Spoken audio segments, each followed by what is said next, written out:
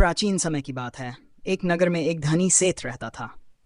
सेठ के पास अथाह संपत्ति थी, विशाल महल था, अनेक नौकर चाकर थे और वैभव की कोई कमी नहीं थी। उसके परिवार में उसकी पत्नी, पुत्र पुत्रवधू और पोते पोतियां भी थे। सेठ के घर में किसी चीज की कमी नहीं थी, लेकिन धीरे धीरे उसके व्यापार में घाटा होने लगा। जो दुकानें पहले ग्राहकों से भरी रहती थीं, वहां अब वीरानी छाने लगी। जो धन संपत्ति कभी गिनने में नहीं आती थी, वह अब धीरे धीरे समाप्त होने लगी।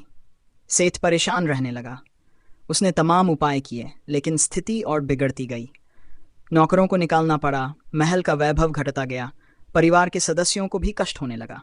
भोजन की कमी होने लगी और धन की तंगी ने पूरे परिवार को दुखी कर दिया। सेठानी भी अपने पति के दुख को देखकर व्याकुल रहने लगी।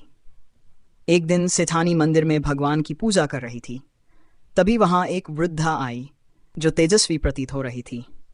वृद्धा ने सेठानी से उसके दुख का कारण पूछा। सेठानी ने अपनी पूरी व्यथा कह सुनाई।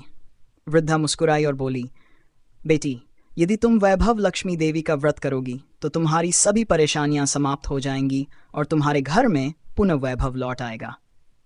सेठानी ने श्रद्धा से पूछा, माता, यह व्रत कैसे किया जाता है? वृद्धा ने बताया, शुक्रवार के दिन इस व्रत को विधिपूर्वक करने से देवी लक्ष्मी प्रसन्न होती हैं। प्रातः स्नान कर स्वच्छ वस्त्र धारण करो, फिर घर के किसी पवित्र स्थान पर लाल कपड़ा बिछाकर देवी लक्ष्मी की मूर्ति या चित्र स्थापित करो। चंदन, फूल, धूप, दीप और नैवेद्य से उनकी पूजा करो। विशेष रूप से कमल का फूल अर्पित करना शुभ होता है। कथा सुनने के बाद आरती करो और परिवार के सभी सदस्यों को प्रसाद बांटो। ये व्रत कम से कम इनैद या द्वितीय शुक्रवार तक करना चाहिए और अंतिम व्रत के दिन किसी गरीब कन्या या ब्राह्मण को भोजन कराना चाहिए। सेठानी ने श्रद्धा से यह व्रत करने का निश्चय किया।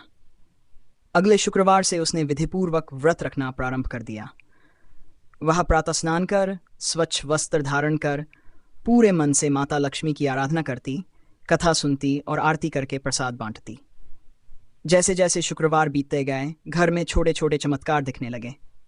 सेठ के व्यापार में धीरे धीरे सुधार होने लगा। पुराने ग्राहक लौटने लगे, दुकान में पहले जैसी भीड़ दिखने लगी।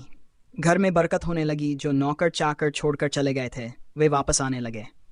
घर का वैभव लौटने लगा और सबसे बड़ी बात यह हुई कि पूरे परिवार में पहले जैसी खुशी और शांति वापस आ गई।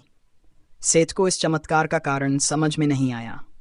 उसने सेठानी से पूछा, यह सब कैसे हो रहा है? हमारा व्यापार अचानक कैसे अच्छा होने लगा? सेठानी मुस्कुराई और बोली, मैंने माता वैभव लक्ष्मी का व्रत करना प्रारंभ किया था। उन्हीं की कृपा से हमारे घर में यह समृद्धि लौटी है। सेठ को बहुत प्रसन्नता हुई। उसने भी व्रत का पालन करने का निश्चय किया और नगर के अन्य लोगों को भी इस व्रत के बारे में बताया। धीरे धीरे पूरे नगर में यह व्रत प्रसिद्ध हो गया और जो भी श्रद्धा से इस व्रत को करने लगा, उसके जीवन में सुख समृद्धि आने लगी। समय बीतता गया और सेठ का परिवार पहले से भी अधिक सुखी और संपन्न हो गया। उन्होंने एक भव्य मंदिर बनवाया और वहां माता लक्ष्मी की प्रतिमा स्थापित करवाई, ताकि अधिक से अधिक लोग उनकी कृपा प्राप्त कर सकें। कहते हैं कि जो व्यक्ति सच्चे मन और श्रद्धा से वैभव लक्ष्मी व्रत करता है, उसके घर में कभी दरिद्रता नहीं आती। देवी लक्ष्मी।